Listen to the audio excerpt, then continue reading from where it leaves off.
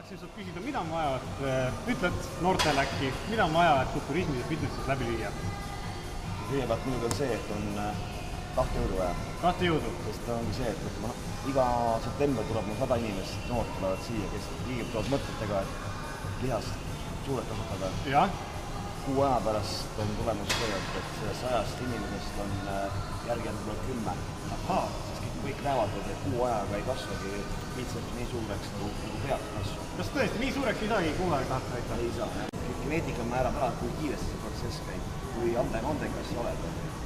Nii et on see, et kui sul on alati on kellegi mingid puudujääke, mingid geneetikas. Et osad on maailmameistrid ja osad jäävad 2., 3., 4. koht, 5. koht. Sellest sõltub maja püsimus. Mina astusin oma treeningutega 25 aastat tagasi. Ja just ongi see, et kuidas see areng nagu toimub, võtib ära geneetikast. Kui ikkagi mul kasvab poole aastaga käimbar 6 centimeetrit või isegi 9 centimeetrit, see on mingit geneetikast. Ja siin on just see, et geneetika mängib rolli, kui kiiresti see protsess nagu käib. Edasi juba on juba selline tahtejõud, kui sellist arengut ei ole, siis on see, et surud ennast läbi. Lihtsalt rutiinse tööga surud nii kaua, kuni see lihas lõpuks